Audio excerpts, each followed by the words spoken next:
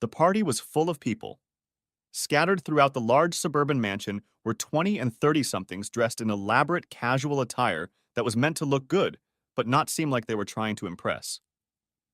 They were playing pool or ping pong, watching television, eating and drinking, dancing and laughing, and everyone seemed to be having unbridled fun. A tall, thin man with dark curly hair and a handsome, open face stood in the corner of the main room and nervously looked over his shoulder at an aggressively tipsy, red-headed girl who was making it clear that she was ready for any kind of fun at the party or afterward. But the man only continued to nod absent-mindedly, obviously trying to disengage himself from a conversation that at another time he might have started on his own. The last words of an inaudible question reached his mind, and he realized he had to answer. "So this is a date, then?" He looked at the redhead with a somewhat panicked look. Uh, yeah, sure. Can we take your car? I, uh, probably shouldn't drive." He continued to search the room over her shoulder. "Hey, listen, I don't mean to be rude, but I really need to find Jason. I was wondering if you could, uh, text me what you want to do and I'll catch up with you later." A look of surprise appeared on the red-haired girl's face. "Jason? Jason Bright? He came to the party? I thought he became a monk or something."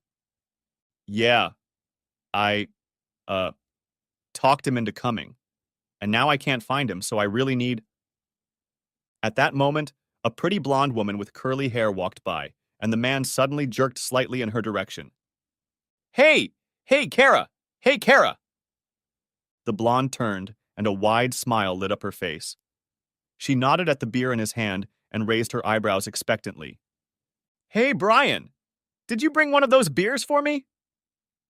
He threw her an incredulous look, as if he didn't realize what she'd said, and then abruptly dropped his own question. "Hey, where's Jason? I went to get a beer and I haven't been able to find him since." The blonde's smile faded, and she gestured to a room off to the side. "He was in the entertainment room about 15 minutes ago. You can check in there." She smiled again. "Why, is he your beau or something?" Brian gave her an appraising look and gave a short snort of laughter. "You'd like that, wouldn't you, Kara? Well, no such luck. It just took me forever to convince him to come have fun, so I'm a little nervous about him having a good time." He turned to the redhead, who seemed a little upset that her dominance over Brian had passed to the pretty blonde. "Hey, listen, really, text me what you want to do. I need to find Jason, okay?" The redhead pouted her lips and nodded her head with muted enthusiasm. "Okay, I'll see you after—" But Brian left before she finished, aggressively pushing his way through the crowd toward the entertainment room, where he found a dozen or so people slouched on a couch, sitting Indian style on the floor, or sprawled around while a music video played on the big screen TV that took up the entire room. He took a quick look around, then caught the eye of a jolly fat man who was swaying awkwardly to the beat of the music, holding a drink in one hand and potato chips in the other. "Hey, bud, have you seen Jason?" "Jason?" "Yeah, Jason Bright? He was here a couple minutes ago." "Oh, yeah, man. I'm pretty sure he left. Got up all of a sudden and jumped out of here like he was throwing up or something." "Walked out of the room?" "No, man. Right out the front door." Brian stood for a minute, shaking his head slowly, trying to comprehend what the fat man had said. "What? Why? What the hell happened?" "I don't know. When the game was over, we changed the channel to some movie and watched it for a couple of minutes, and then he just got up and left." "A movie? What movie?" "Oh, you know, an old one, with Dustin Hoffman. The Graduate. But we hardly watched it, because it was at the very end when we turned on the TV." "At the end?" "Yeah. You know, that whole wedding scene when Hoffman comes in and hits the glass, and the girl runs off with him." Brian's face began to redden, starting with a faint pink hue and rapidly progressing until he looked like a tomato with human features. He then began to slowly throw words at the fat man, carefully enunciating them with increasing force and volume for maximum effect. You tuned into a movie where the bride leaves the groom for another man. Uh, at the goddamn altar, and Jason Bright sits back and watches. The first fucking time he's been out of his shabby little apartment in months? You're a bigger idiot than I can imagine. Next chapter. Jason Bright lay on his side, admiring his sleeping bride. She was breathing quietly and rhythmically, and each exhalation of air from her mouth gently ruffled the mop of straw blonde hair that fell across her face. To most observers, Penny Miller was a small, attractive woman, several pounds overweight, and with facial features too coarse to be considered classically beautiful. But here, in the rays of the morning sun falling on her pure pale skin and giving it a certain radiant translucency, she seemed to Jason like an absolute angel, a gift of love from God himself. By all accounts, Bright had been extremely successful in life up to this point. He had done well in high school, excelling in sports and academics, graduating with top grades, and then earning near-perfect grades in a double major in finance and statistics before becoming an economics major at the Chicago Business School. After that, he easily landed a job with one of Chicago's top trading firms and moved steadily up the corporate ladder, getting more and more responsibility and more money. But he never felt like life was working out the way he wanted it to until he met Penny. And that was because despite all his success in business and sports, he'd never had anything resembling a satisfying romantic relationship. In high school, he'd been a nervous teenager around girls, overly anxious, completely clueless about how to approach them to talk to them, let alone start a relationship. He'd gained some confidence in college when a couple of aggressive girls saw him as a good guy and didn't let his insecurities get in the way, but it still only led to a string of superficial hookups that didn't lead to anything significant in Jason's opinion. And that pattern seemed to continue in business school and for a few years at his new job. But then he met Penny, and everything changed. She was easy to be with, lively, talkative, attractive, without pretense or vanity. She wanted quiet, peaceful evenings, a house with a fence and kids, and Jason wanted her. And so, with a sense of comfortable inevitability, their relationship smoothly developed and strengthened, so that eventually practicality demanded they move in together. And so, on a warm summer evening in a small park by the lake, Jason got down on one knee and with trembling hands held out the ring to Penny, who accepted it with tears, a smile, and an enthusiastic hug. In the 8 months since, plans had been made, invitations sent out, dresses chosen, and a church reserved in Penny's hometown in southern Illinois for a date that was only 6 days away. Next chapter. They drove down the I-55 highway, listening to music and chatting, with Penny occasionally texting friends or family to update them on their progress towards Centerville or to make wedding arrangements. About half an hour into the drive, she quieted down a bit, and Jason watched her gaze wistfully at the scenery passing by. After a couple minutes, he decided to break the silence. "Are you okay, sweetheart? Problems with the caterer or something else?" She looked back at him with a slight expression of confused surprise, as if she'd been caught doing something inappropriate. "Oh, oh no. No, it's just, I guess I was just thinking about getting home and all the ghosts and problems I left behind." Jason scowled an incredulous grimace in response. "Ghosts? Problems? What are you talking about?" Penny sighed melancholically and stared absent-mindedly out the window for a while before answering. "Well, it's really not a big deal, Jace. But well, you know, some of my old friends and some of my family had a certain idea of who I should be with, and they're not be very supportive of the wedding and all that. That's about it." "Wait, you mean your family doesn't like me? I thought we got along really well when they came to visit. Both times. I actually had a great time with your dad. Did I misunderstand something?" Penny shook her head decisively. "Oh no, no, not at all. My parents love you. They think you're wonderful. They really do." She paused, chewing on her lower lip for a moment before continuing. "But, like I said, some old friends and relatives. Well, they still think that. Penny stopped and looked out the window before finishing her thought. Look, Penny, what's your point?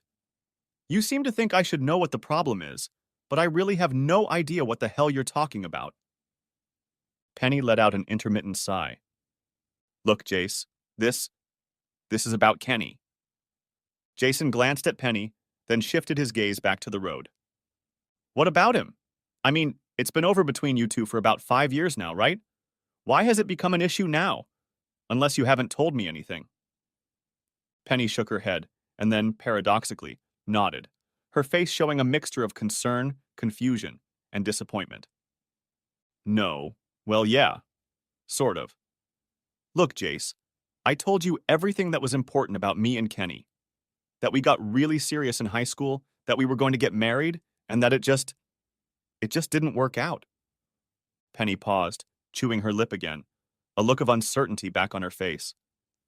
Jason shrugged and raised his eyebrows in an expectant gesture before Penny continued again. To tell you the truth, a few of my friends seem to be very interested in our, relationship.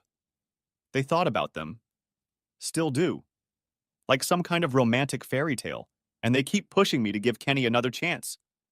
They tell me that he's changed, that we're meant to be together, and stuff like that. Jason pressed his lips together in thoughtfulness and subconsciously added speed, quickly overtaking the car in the slow lane. So, what are you trying to tell me? That I have to compete with your ex a week before our wedding? Is that what you're saying? Penny clenched her hands in annoyance and pressed them to her eyes. No, it's not. That's not what I'm trying to tell you at all.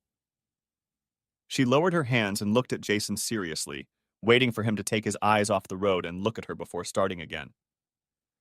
It's just some of them, a few friends, especially Teresa, might try to, I don't know, try to push us together or treat you badly or something. And I just wanted you to be prepared. That's all. Teresa? Isn't she one of your bridesmaids?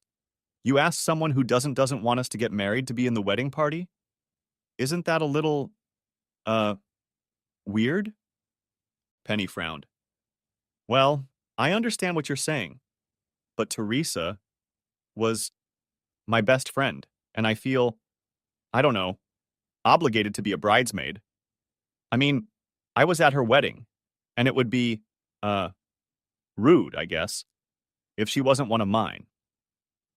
She turned to face Jason and glared at him, asking him to understand her, but he only stared at her dumbly, then turned away to the road for a few moments to calm down. Finally, after several minutes of silence, he let out a long sigh and turned to Penny again, displaying the most reassuring smile he was capable of. Listen, Penny, I'm in this for the long haul. If there are people who want to complicate things, I can live with that. As long as you're on my side. As long as we both have each other's backs, what could go wrong? After all, it's just you and me, and no one else can hurt us. Right?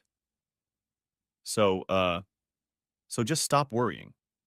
I'll be on my best behavior, be as charming as I can, and bite my tongue when I have to. I'll do my best to make sure everyone in Centerville realizes that you made the right choice, and if I can't, so what? Their opinion means nothing in the end. All nervousness vanished from Penny's face, and she leaned against Jason's shoulder with a satisfied smile as he continued to drive. Next chapter. By the time they pulled into Penny's childhood home, a two-story farmhouse on the outskirts of Centerville, set in a quiet neighborhood with large, unfenced yards and dominated by old maples and oaks, it was almost dusk. They'd barely made it a few feet down the driveway when Penny's mother, an exuberant woman with graying hair and a pleasant face, squealed with delight, arms outstretched, approaching her daughter like a jiggling middle-aged rocket, seeking warmth from the front door. "Oh, Penny, how is my beautiful girl doing? My blushing bride-to-be?" she exclaimed, drawing her to her with soft hands and enveloping her in a mist of sweet perfume, kissing her cheek. She held her tightly against her for a few moments, savoring the feel of her daughter in her arms, and then reluctantly released her to turn her attention to her future son-in-law. "And how are you doing, Jason? I'm so happy to see you. You look so good, so handsome. She gave him a brief hug and then led them down the walkway to the door. Come on in. Daddy's waiting for you inside, and dinner's almost ready, and we have a lot to talk about. Daddy was Penny's father, a quiet, serious man who rose from the couch as they entered the house to greet his daughter with a light hug and Jason with a firm handshake while Mom went into the kitchen to start spreading food on the table.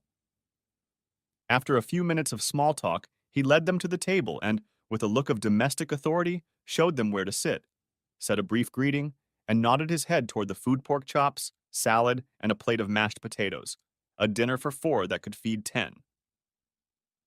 The conversation at dinner was almost exclusively about the wedding and was dominated by the women, who enthusiastically discussed seating arrangements, plans for dresses, photographers, music, and menus for the reception.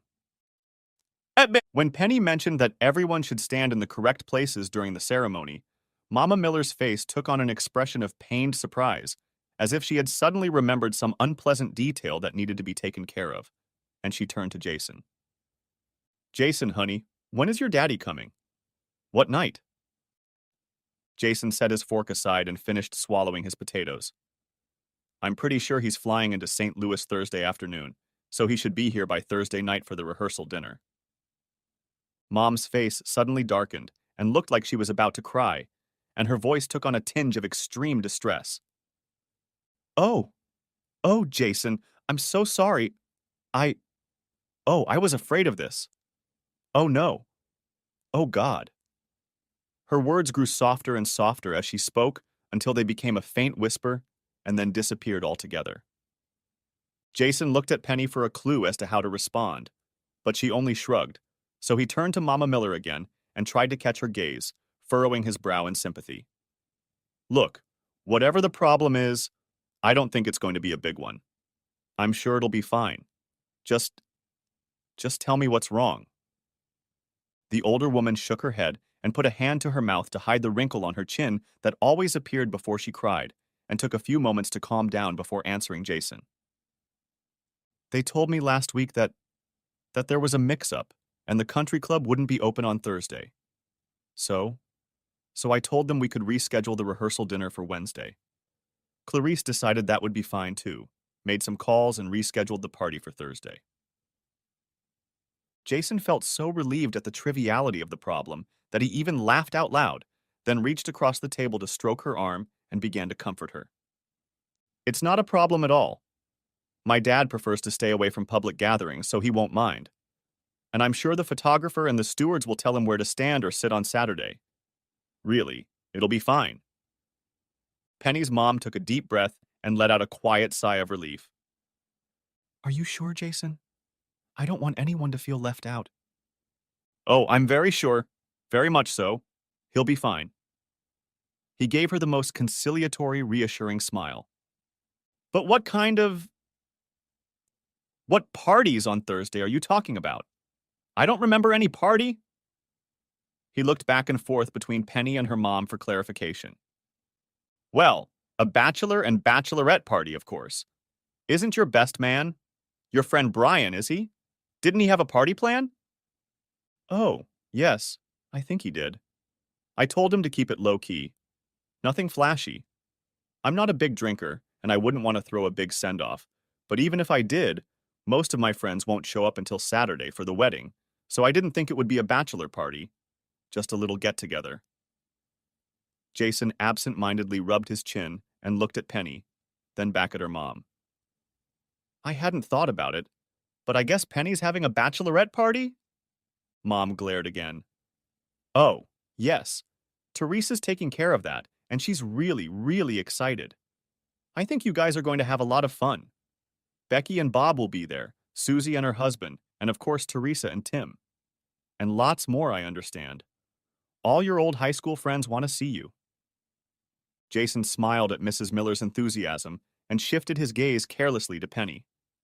She stared woodenly at her mother, her face an uncomfortable, stiff mask with a drawn smile, a weak attempt to hide that this new event was a problem for her. Jason felt something stirring inside him, something unsettling. Next chapter. The rehearsal dinner was just beginning, and Jason already felt like leaving. For 2 days, he'd felt like he'd been on display to Penny Miller's old friends, not particularly like the new ring she wore, subjected to admiring glances or squeals of delight, and occasional, relatively hidden looks of vague disapproval or even resentment. And this dinner promised only more of the same. The main problem was Teresa Southern, a tall, attractive woman with a somewhat regal, officious demeanor, who sat upright at the table with her heavily tipsy husband Tim, a thick, ruddy man with slicked back hair and lamb chops. Teresa, who'd led the cheerleading squad in high school and somehow managed to maintain her authority a decade later, was Penny's self-proclaimed best friend forever and seemed to steer the dinner conversation like a talent contest judge, determining which topics were appropriate and which jokes were funny. Jason had met Teresa the day after arriving in Centerville, and she had been an omnipresent irritant ever since, subtly, and sometimes not so subtly, manipulating wedding plans, dinners, and general entertainment, inviting or not inviting friends to this or that event, coaxing Penny to follow her ideas about appropriate attire, speech, and company. But the most annoying and disturbing event was when Teresa dragged Kenny, the high school football star, prom king, and Penny's former boyfriend, into the social program, including dinner and a group movie the night before. Kenny was a gruff country boy with a square jaw, a smile full of bright white teeth, thick wheat-colored hair, and a murmuring, ingratiating voice. Jason had found him affable and chatty, and perhaps he might have been relatable if he hadn't been the central figure in Teresa's apparent desire to celebrate Penny's high school past without Jason. But now, Kenny was sitting next to Teresa, smiling broadly, shaking his head and giggling at every story resurrected from the group's collective history, and they all involved him and Penny, and it had become almost unbearable. So he chewed his chicken slowly as he listened to yet another story being retold in an almost feverish tone by the diminutive shawl sitting next to Teresa. The current flashback concerned a chapter of an old, apparently epic romance between Penny and Kenny. This time, the story of Kenny hiring a horse and baby carriage to take Penny to prom in style. Penny blushed, Kenny glowed with delight, and Jason felt a vague, growing sense of nausea threatening to send some of the rubberized chicken back into his plate. Oh, and Penny was wearing that old-fashioned hooped dress. Remember? She was just gorgeous. She fluttered and twirled on the dance floor like she'd just come off the set of Gone with the Wind. She paused, almost out of breath, swallowing nervously, looking around the table, obviously making sure the group approved of the story before continuing, her voice even higher than before. And Kenny, he was wearing an old-style black tuxedo and a hat, and dancing this old waltz or something after they were announced king and queen. Teresa nodded toward Penny and gestured at her with her fork, smiling sentimentally. No one ever looked prettier or happier than you that night, girl. She looked back and forth between Penny and Kenny. You two were gorgeous. The other women at the table shouted in agreement. Penny blushed nervously, and Kenny glared, and for once he had nothing to add to the growing cacophony of voices describing the different perspectives on that particular dance on that particular prom night. By then, Jason was completely lost in his own thoughts, trying his best to disengage himself from the ongoing conversation, to maintain some sense of calm. He looked around the room, noticed Penny's parents at another table, and wished he'd sat with them instead of Penny's friends. For a moment, he noticed the decorations and wondered why Penny had chosen green and yellow, even though her favorite color was royal blue. But then he realized that those were the Centerville High School colors Teresa had chosen. Finally, he returned his gaze to the animated faces of the men and women at his table, suddenly experiencing an overwhelming sense of isolation, an outsider at his own party. I'm sorry, they may have gotten a little carried away. He barely heard the voice over the noise and his own detachment from the conversation. He turned to his right to meet his gaze with the speaker, a plump, freckled woman with brown curly hair, squinted eyes, and a crooked smile. Huh? What did you say? She nodded across the table toward Teresa. I'm sorry she kind of took over everything. It's just, well, she knows everyone here so well, and they're all so close. I don't think she wanted to cut you out of everything. Jason felt the tension subside and smiled. Yeah, I understand that. I think I do. It's just a little hard to join her when I don't know any of the stories. And I guess I'm thinking about other things.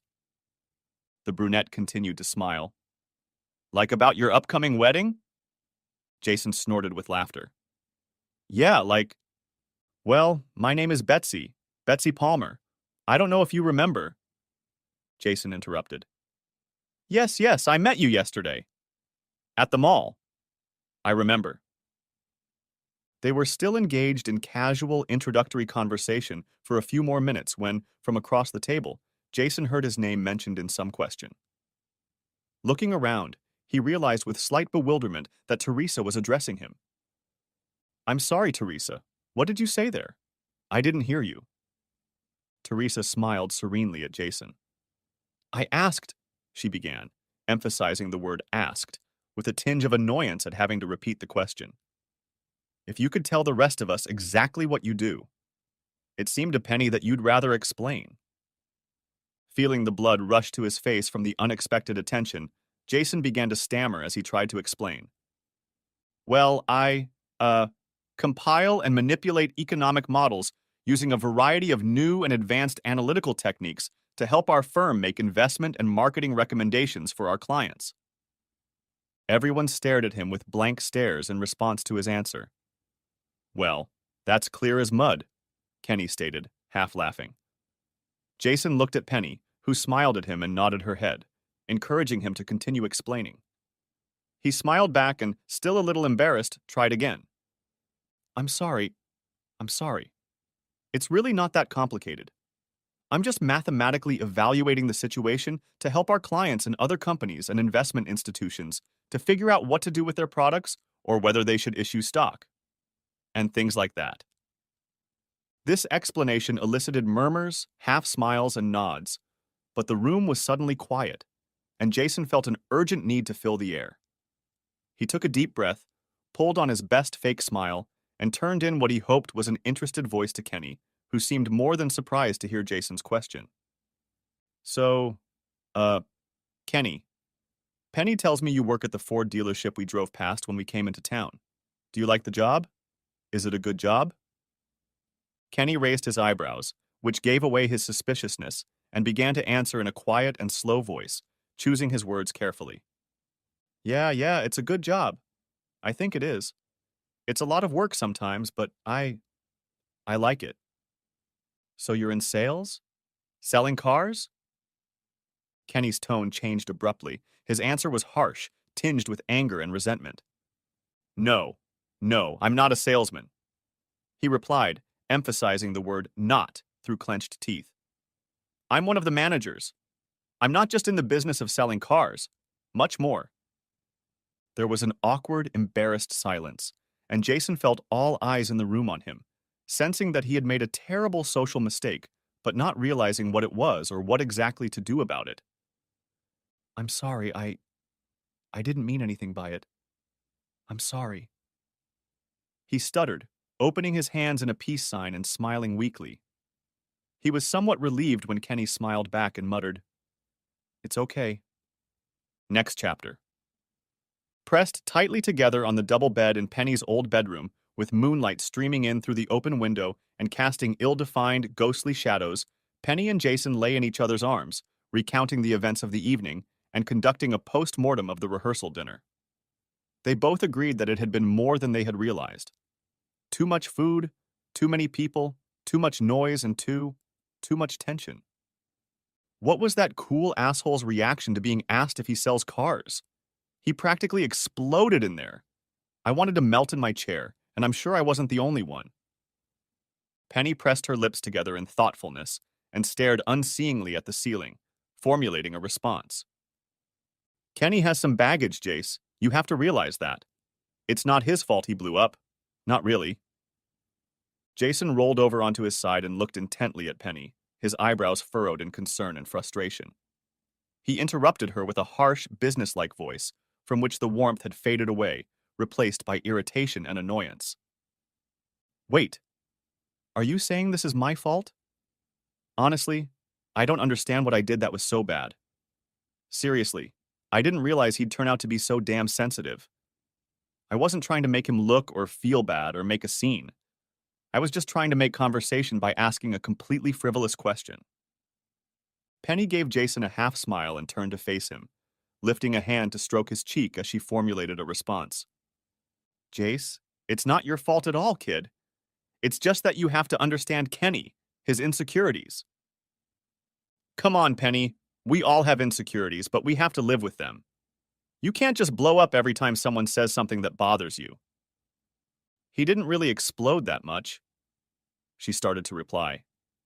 Jason raised his eyebrows incredulously and had already opened his mouth to interrupt her, but Penny changed tact. Listen, here's the deal. Kenny's always been the big man on campus, the best athlete, the most popular guy, all that kind of stuff. But all of that ended after graduation. He didn't get the football scholarship he wanted, which meant he didn't get into college or get the job he wanted. Or the girl he wanted. Jason interrupted him sharply. Or the girl he wanted. Penny nodded in agreement, then smiled and leaned over to kiss Jason, her hand stroking his face in a reassuring gesture. Don't be mad about my friends, please. Jason wrinkled his nose slightly and smiled weakly. I'm not mad, really. I just feel like, I don't know, that you still have a connection with Kenny. I almost feel like I should. Penny raised her eyebrows. Like you owe what? I don't know. Compete for you or something. It's driving me crazy, I guess. Penny's facial expression turned incredulous, her mouth opening in surprise before she replied. Come on, you don't have to compete for me. I'm yours, you know that. Why do you get that impression? Jason pressed his lips together and furrowed his brows before giving a hesitant, confused answer. I don't know. I guess when Kenny showed up with that girl last night and tonight, I thought he was trying to make you jealous. And from the way you reacted, it looked like it worked. Like you were upset that he was paying attention to another girl or something. I know you were very serious, but it seems like, at least for Kenny, he never got over his feelings. Penny pressed her lips together in a thoughtful expression before replying, her speech deliberate, her words carefully chosen.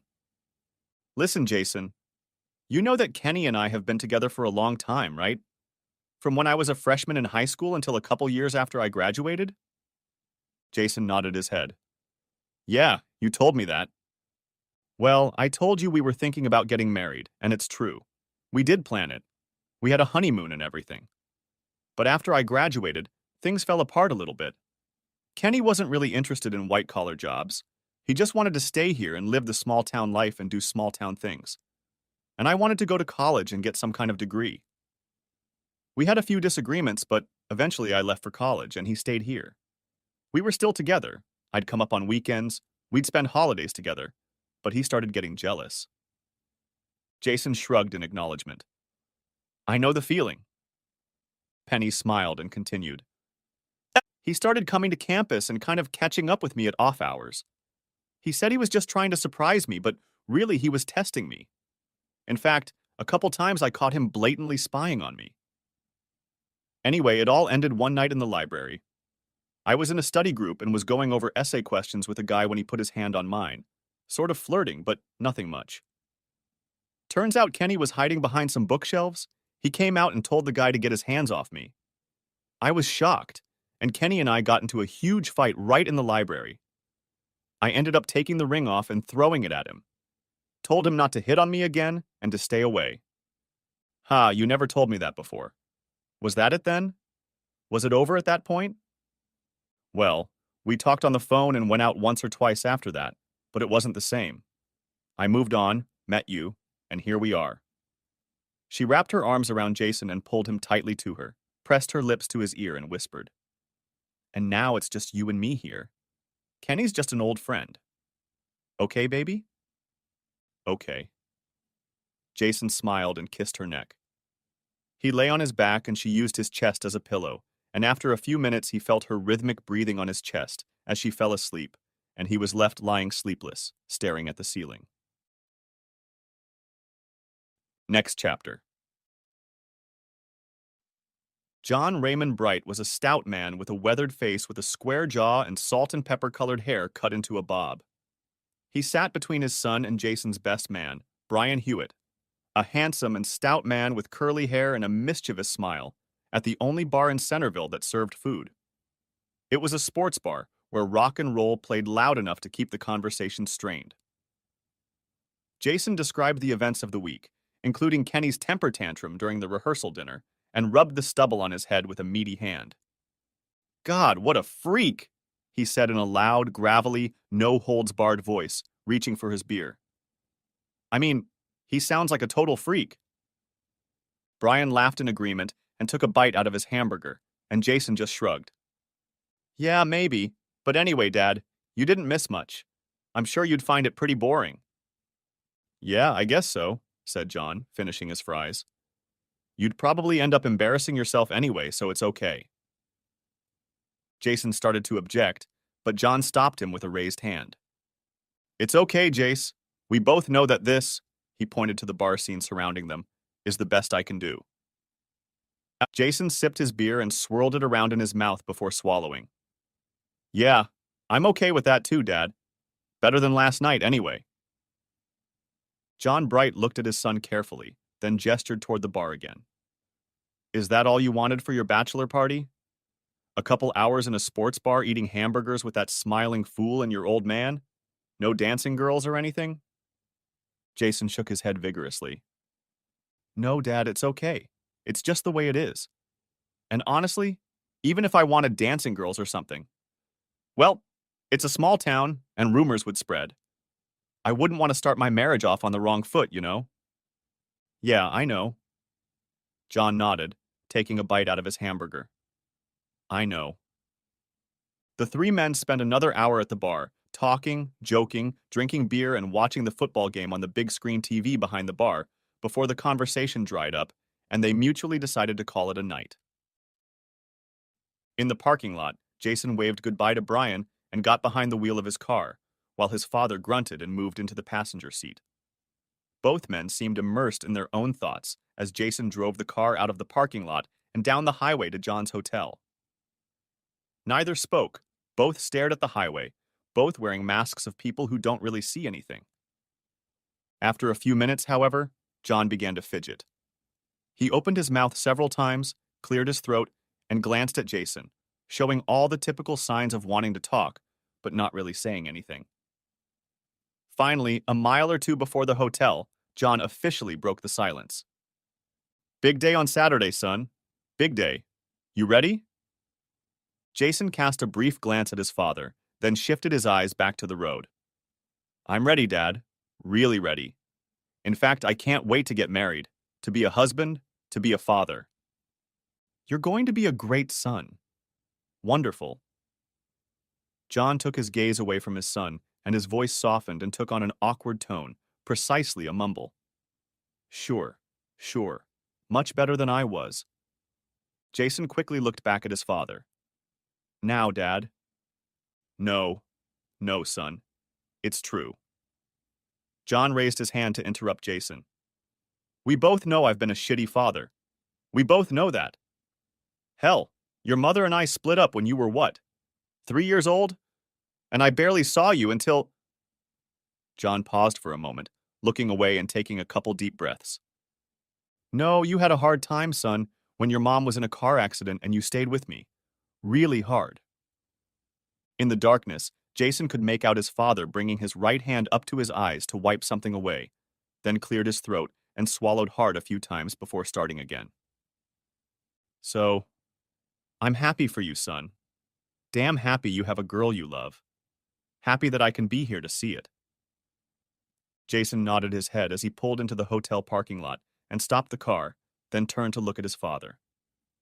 Dad, I'm glad you're here too. Really glad. You are my family. I couldn't have done it without you. John Bright turned to face his son, and for the first time in his life, Jason saw the tears on his father's cheeks and heard his rough, gravelly voice break as he spoke. Look, son, I just want you to know how sorry I am that after your mother died, you were left with a scoundrel like me. Hell, Jason, I could barely take care of myself, let alone an 11-year-old boy. John paused to wipe away his tears, but now they were streaming down his face, and his voice was higher and more ragged as he finished his thought. I I want you to know how much I loved having you around, even if it didn't feel that way at first. How much I loved watching you play those games and go to school. God, you were such a hard worker, working part-time and still getting great grades. And the honors you got and the college scholarship you got. And then you worked your ass off again, and then you found this great job. I just I just want you to know that you deserve to marry a great girl and that I'm damn proud of you, son. Damn proud. And now Jason was crying too, and both men sat in silence, each resting his right hand on the other's left shoulder and looking at each other without a shadow of discomfort, until John finally opened the door and headed across the half-lit parking lot to his motel room. Next chapter. Teresa Jones's parents owned perhaps the largest house in Centerville, a huge Georgian mansion on several acres of land with half a dozen bedrooms, a recreation room, a library, and a huge living room. That evening, the living room had been taken over by a dozen young women who were now lounging on the sofa or sitting cross-legged on the floor, giggling, telling stories, drinking wine, and squealing with delight and embarrassment as the birthday girl opened her gifts. Penny, being the bride-to-be and the celebrant, was smiling just as wide and laughing just as loudly as everyone else present. Surrounded by a pile of gifts and lingerie, she was in her element and felt at ease with her old friends. But just at that moment, a drunken request to model some of the lingerie turned into a demanding shouting match that was picked up by all the women. Penny, blushing furiously and shaking her head, did her best to talk them out of it until she realized they weren't going to be refused. With embarrassed hesitation, she took the donated linens and headed down the hall to the only bedroom on the main floor. She spread the outfits out on the bed and stroked her cheek thoughtfully, trying to decide which one would be the least humiliating, finally settling on the baby dollar that came with the see-through wrap, the most modest one possible. She took her time putting it on and examining herself from every angle in the floor-to-ceiling mirror before returning to the hallway to an anxious flock of noisy women who welcomed her back with the kind of shouts, hooting, and hollering that usually occurred in a strip club. Penny laughed nervously, and though embarrassed, tried to play her part properly, posing as attractively as possible in front of the rowdy women. Most of the women responded with laughter and applause, but Teresa, more than a little tipsy, began shouting for more. "Show us another one, Penny. Show us another one."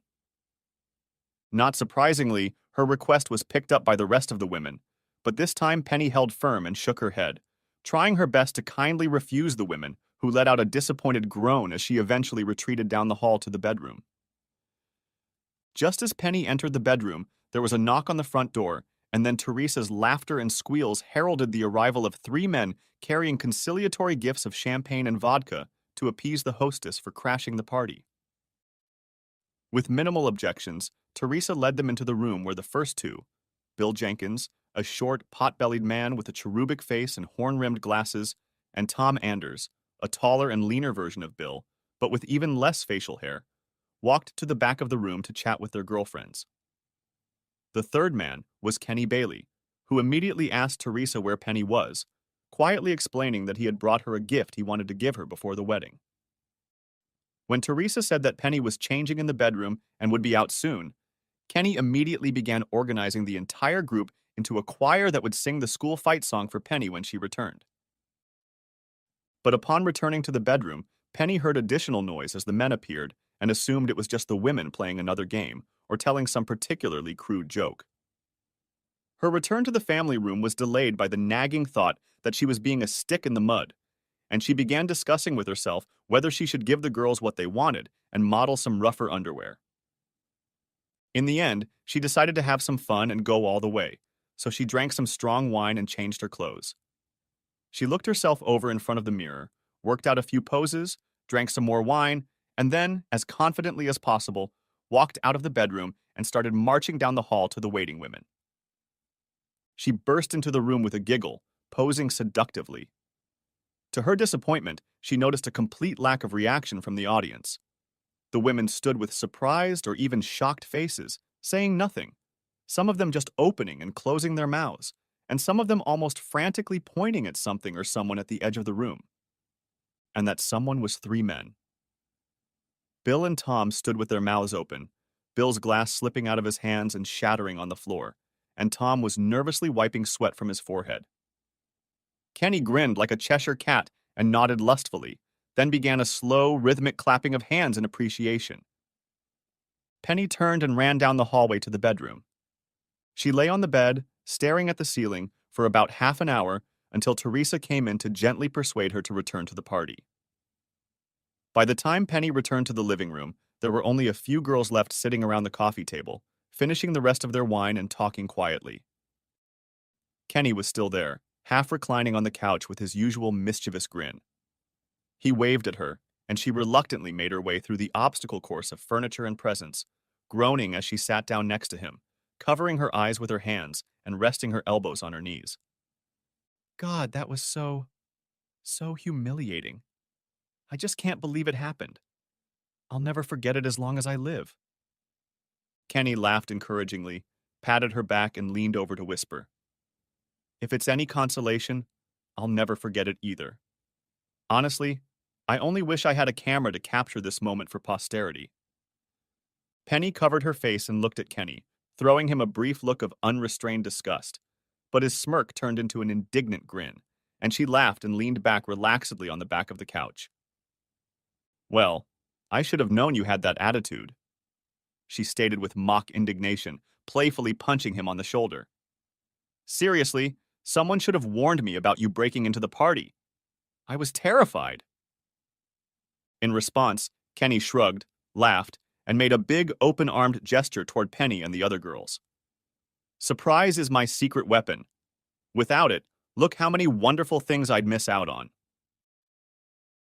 The two exes and the remnants of the party told jokes and racy stories for an hour until the conversation became quiet and contemplative. Finally, Penny yawned and stretched before declaring that she wanted to go to bed and should go home, and Teresa hesitantly got up to get her keys in response. But Kenny laughed at Teresa's tentative attempts to get up and insisted on driving Penny home, to which Penny enthusiastically agreed. Teresa smiled and nodded, then sank awkwardly onto the couch, watching the two leave together with approval. Conversation during the ride home was light and casual, full of observations on the dating and marriage habits of their old friends and reminiscences of days and events of years past. 2 blocks from Penny's house, Kenny pulled off the road and parked the car near the tall hedge that blocked it from the windows of the houses. What are we doing here? Penny's voice sounded suspicious. I have something for you, replied Kenny, unbuckling his seatbelt and turned to her, pulling her closer. Penny raised her hand to stop him and shook her head decisively. No, Kenny, no. I'm getting married in 2 days, and I'm not going to park here and whisper with you for old time's sake. It's just not. She stopped abruptly, noticing Kenny holding out a small wooden box with stains and slightly rusted hinges, offering it as a gift. What's this? She asked. Open it. Kenny's voice was soft but insistent. Please. She reached out and carefully opened the box, looking at the contents in the dim light of the car with surprise. Wait, this can't be, she muttered, slowly, reverently pulling out an opal pendant suspended on a thin gold chain, and her face colored with surprise and joy. How? I dived for it many times but could never find it. Then I ordered the pond drained and searched for it in the mud until I found it. When? 2 years ago. In the summer. Penny began awkwardly working the clasp, trembling fingers careful not to damage the fragile metal. Opening it, she held the necklace out in front of her, admiring it fondly in the dim light. Why? Why have you waited until now? Her voice was so distant, breathy, like a little girl seeing magic for the first time. I had this crazy idea that somehow we'd see each other and maybe, I don't know, maybe get back together. So I was saving it for that moment. But, well, you got engaged, and that put an end to those plans. So I figured I could give it to you now before you got married. Penny lifted the chain around her neck and tried to fasten the clasp. Kenny leaned closer, his cheek almost touching her cheek, and reached behind her shoulders. Here. He took the clasp and gathered it up, then placed it on her neck, patting it gently. There you are. Thank you. She breathed heavily, holding the pendant with her right hand as if it held life itself. I love you. I've always loved you. I love you. She instinctively jerked back with a hand on each of Kenny's shoulders and shook her head with an expression of horror, pain, and regret on her face. I can't do this. It's okay, Penny, it's okay. She shook her head furiously and pulled away from him to huddle against the car door. No, no, it's not. I, I'm getting married, Kenny. I'm getting married in 2 days, and I can't do this. She reached behind her back, opened the door awkwardly, and tumbled out of the car, falling to the ground. She quickly got up, still shaking her head, and ran towards the house, disappearing into the darkness. Next chapter. 12 hours later, Penny stood on a small stool in the middle of the living room, mute and motionless as a living statue, draped in a flowing white-on-white wedding dress, while her mother fussed around her, pulling up the sleeves, tucking the folds of fabric, making sure the dress fit perfectly. You certainly aren't saying much this morning, dear. Are you all right? Penny let out a loud, unsure sigh. Yes, Mommy, I'm fine. Mrs. Miller cast her daughter a long, hesitant, appraising look. You don't seem fine. Is everything okay with Jason? Penny looked down with an expression of sudden panic on her face. Of course he's okay. Why? Why would he be upset? Did he say something to you? Did he seem angry to you this morning? No. No, honey. It's just that you seem so quiet that I thought maybe you talked or something. I thought that uh, maybe he was upset that your dad and I insisted that he sleep somewhere else the night before the wedding. I think it's a lot to ask. And maybe we shouldn't have done it, but we just think it's kind of wrong. But if it's a big problem, if it's causing problems, he can sleep here tonight, honey. Penny let out a long sigh, and her body relaxed as she absently rubbed the opal pendant she wore around her neck. No, Mom. He wouldn't mind. He wouldn't mind sleeping separately all week if that's what you wanted. Jason's a good guy. Respectful. Mrs. Miller grumbled some more, but continued to look at her daughter with a restrained gaze. What is it? What do you have there, honey? She asked, nodding her head toward Penny's neck. What? Asked Penny guiltily, abruptly letting go of the pendant as if it had suddenly become unbearably hot. This chain and stone. What is it? I've never seen it before, and now you're wearing it like it's a prized possession. Did Jason give it to you? Penny pressed her lips together, delaying her answer for a moment. Kenny gave it to me. Mrs. Miller suddenly stopped fiddling with the dress and took a step back from Penny, resting her hands on her hips in disapproval. You're accepting gifts from old boyfriends now? From a woman who's getting married tomorrow? Her tone was stern, accusing, and Penny responded by mirroring her mother's gesture. Hands on hips, determined, serious face. It's different, Mother. She said, touching the stone. This is the pendant Kenny gave me for my 16th birthday. What, the one you dropped overboard while canoeing the day after you got it? That one? I thought it was lost forever. Penny smiled, a distant look coming to her eyes as she rolled the pendant over in her fingers. He found it for me. He drained the pond and found it. He gave it to me. Gave it back to me, last night, Mom. I think it's a wonderful gesture. Don't you? Mrs. Miller snorted. I think it's a gift from an old boyfriend who still cares for you. That's what I think. And I think you'd better be damn careful with that Penny boy. Damn careful. He's a real charmer. A real charmer. And you have a good man you're marrying tomorrow. Don't bring an old flame into your marriage, honey. It's not a good thing.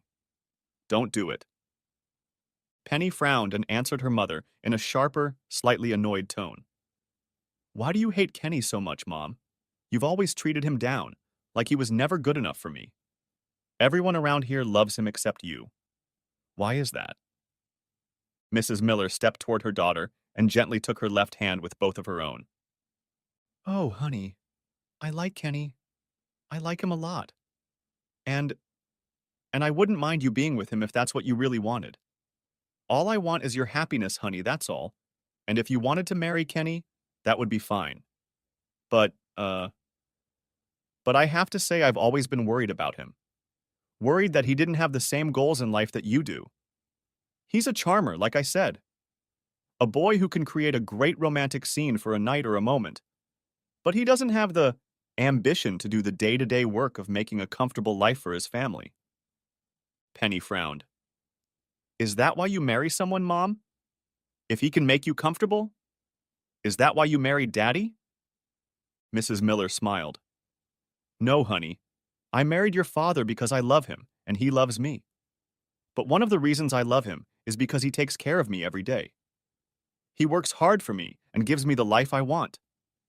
If Kenny was what you wanted, him and the life he would provide for you, then everything would be fine, just fine. But I have to say I'm glad you have Jason. He's a good man who will take care of you. He'll make you happy for a long time. Penny nodded and shrugged.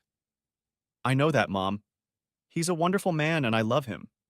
It's just that I guess I've always had feelings for Kenny and, well, being at home with him right now, it's kind of freaking me out.